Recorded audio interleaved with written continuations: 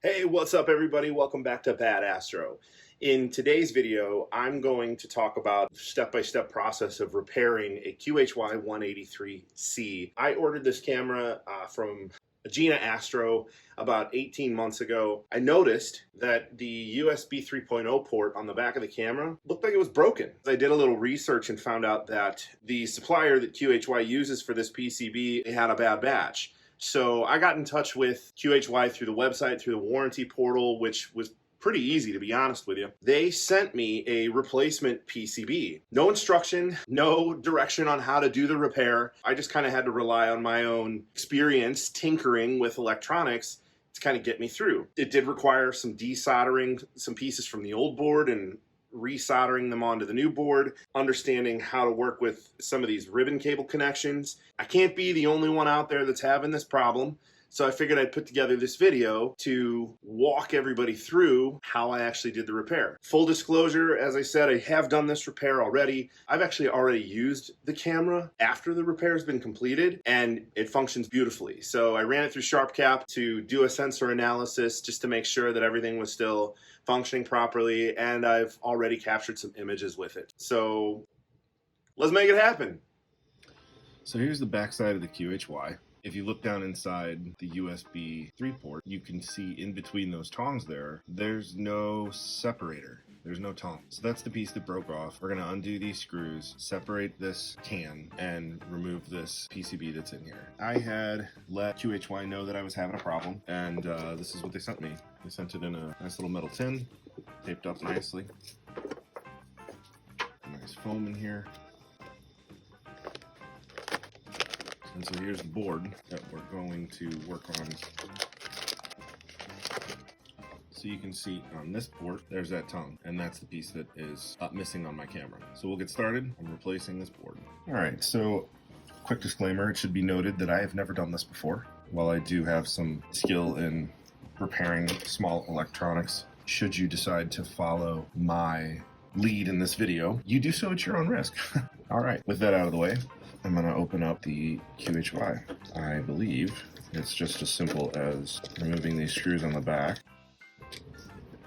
So I would have thought that it would separate here, but it doesn't. It separates around this. See the board starting to move here. There we go. A couple of ribbon connections here. Don't want to pull too hard. If I can release this. There we go. And that gives me a little more room to breathe here. There we go.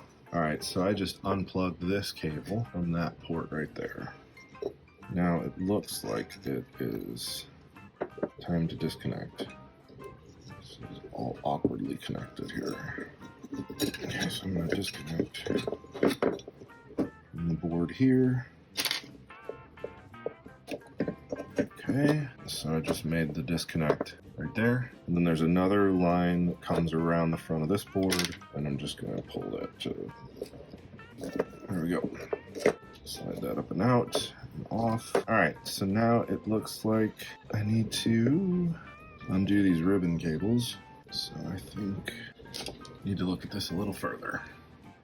Okay, so I had a little bit of a change of venue here, mainly because I discovered that QHY likes to coat their connections in what appears to be hot glue or something to that effect. So there's a small screw down here that I'm gonna attempt to loosen because this is a grounding cable that comes up and is soldered to the old board here. There are two ribbon cables.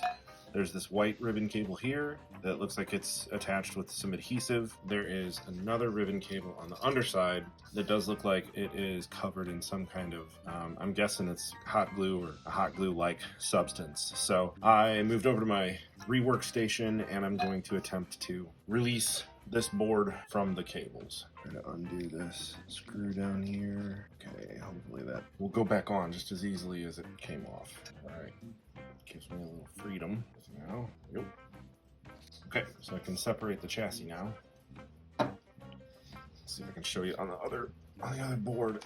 There's a little lever. This is that same junction, and there's some crud on here. It came like this from the factory, but this is that same junction. So on the other board, it's covered in black goo, and I need to be able to lift this little doorway, I guess, for lack of a better description, to push that connection point in, and then I'll lay that back down, and then I'll try to cover it with some hot glue myself. Before I do go after that black goo, I'm going to try to release this tape that's here. This is just a skewer, like a barbecue kebab, and this yellow tape just, I believe, is all that's holding this on here. So if I can get this to come away, seems to be coming free, then I should be able to release that. Let's take a look at this guy.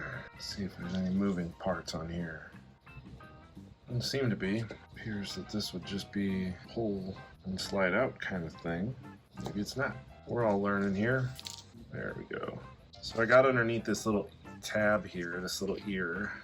There's a little gray ear right at the tip of my tool. So I'm going to flip things around, come over to this side, and try to rinse and repeat if I can get these other cords to get out of the way. So again, there's a little gray ear. I'm going to get underneath that and just lift it up. And it's this piece I don't want to mess up because it's not involved in the repair. Other than switching out. Just go back and forth with it until it works itself free. There we go. Okay, so that seems to be just compression fit. It's captive, this black piece here. So can we do the same thing on the new board? Let's see if I can lift it. Yep, that came up nicely. That did too. So while it's up, I will attempt to insert the ribbon again and then reseat it. On the old board, they ran this power line on the same side as the grounding line, so I had room to get in there and mess with that adhesive. Let's see what we can do. So that looks like that just goes right in there. And then once I get to the point where I'm ready, I'll just push that little mechanism down. It should lock it in place. But I'm going to leave it free for now that the old board is one step closer to being freed up. So we'll flip the whole rig over. Alright, so I'm going to get the rework station ready. Actually, you know what, before I do that, let's see if I can, because hot glue, you can just kind of pick and peel it off. So I'm going to see if I can use my, yeah, look at that, use my toothpick and just lift it. I didn't even need to come over to the rework station. What do you think of that? Yeah. Peel that off of there. There it is. That's all it was. Okay. Put that there. I should be able now to just lift this door. There we go. And the ribbon should just lift off of there. There we go. Okay. So again, I'm going to leave this like this because there's one more thing I will need to do with the rework station. I need to reuse. There's a small ground wire right there that I'm going to have to desolder and solder onto the new board here at that solder point. And the only way that I know what I'm doing is by comparing the layout of the old board with the new board.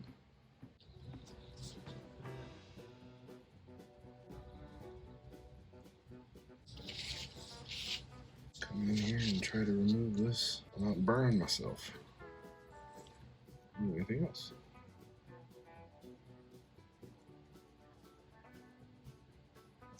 There we go. Now, try to put it on the new one. This tip's seen better days for sure. The best way to do this is left-handed, which sucks because I'm right-handed, so wish me luck, I guess.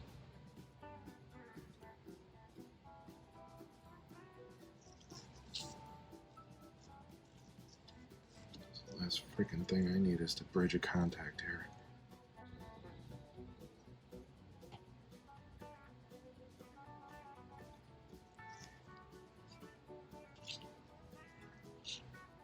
I mean, mean, it's no factory job, but I think it'll get the job done. Got my multimeter.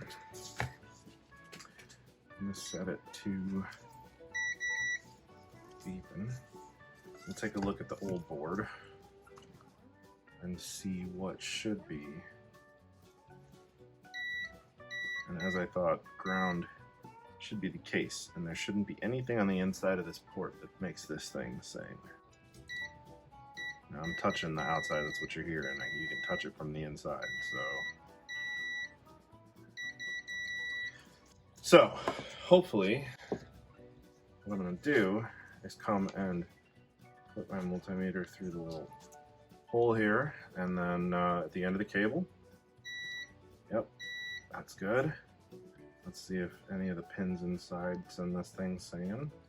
Nope. Again, you can touch the inside. It is grounded. You can touch from the inside, but none of the pins are connected, so continuity is good. Okay, so reassembly should happen in the exact opposite order. I'm going to grab my little barbecue skewer here and lift that gate. Make sure that's going the right way here. We'll grab our first ribbon cable. And this should go on very limited resistance. Should just press in to those slots. Can be tricky to do for sure. Especially if this isn't something that, you know, you're too used to do. Okay, so it's slid under. I like that fit. So now I'm just going to lay this door back shut. There we go, and it puts tension on that ribbon. So what I'm going to do, I'm just going to test this after I get it all back together. But once I do get this back together, I am going to come in with my hot glue gun and just lay a bead across that connection point, as well as insulate the grounding connection to the chassis itself. So that part's done. We'll flip everything back over this way. Now, make sure that that is slid up. And see about sliding this connection back in there. Should seat down in there nicely. Should feel it kind of bottom out, and then we'll push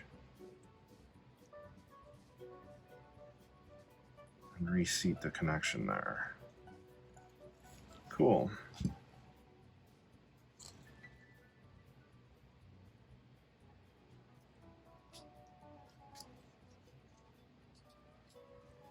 All right, so again, just gonna grab my skewer and kind of help this tape back down into position.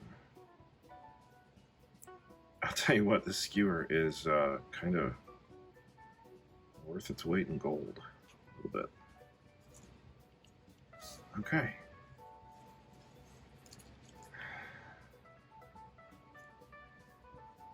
Now we'll just kind of dry fit this back in position. Just noticing now, it looks like this bracket is 3D printed.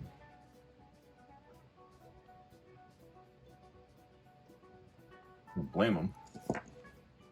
Why not, right? Okay. Now to just hook everything back up. Okay, so now we're gonna route the wiring that everything kind of fits together here. So we'll bring this through here. Seat that back down there. That'll come up like that as we put casing back on.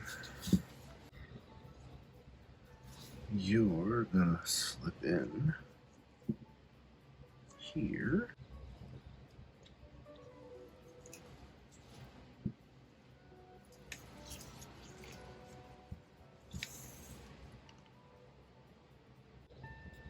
All right. That seems to have fit in there nicely. So now we can snake that through there. I think that's how it went before. And this guy should slip right in here if I can square it up. All right, in. Sweet. Yeah. Okay, now for the shell casing, which I also have to somehow get that back in there. Let's see, how's this fit like this? Yeah. So, yeah, this might be a little bit of a trick. I'll do it. You got it. All right. Sweet. Now, tuck the ribbon in. And I also gotta plug this piece back in. Fish it back out here. There she is. The joys of fat fingers.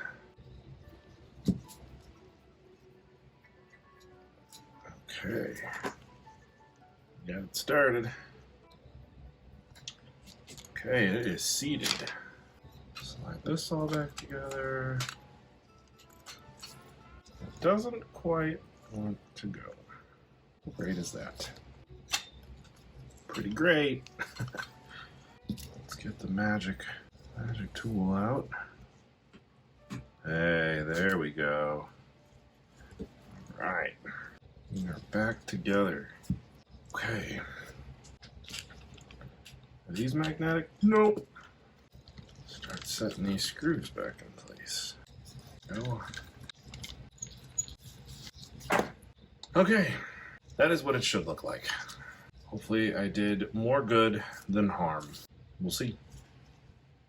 All right, everybody, so that wraps up my repair video on the QHY183c. Again, we fixed the USB 3.0 port on the back of the camera.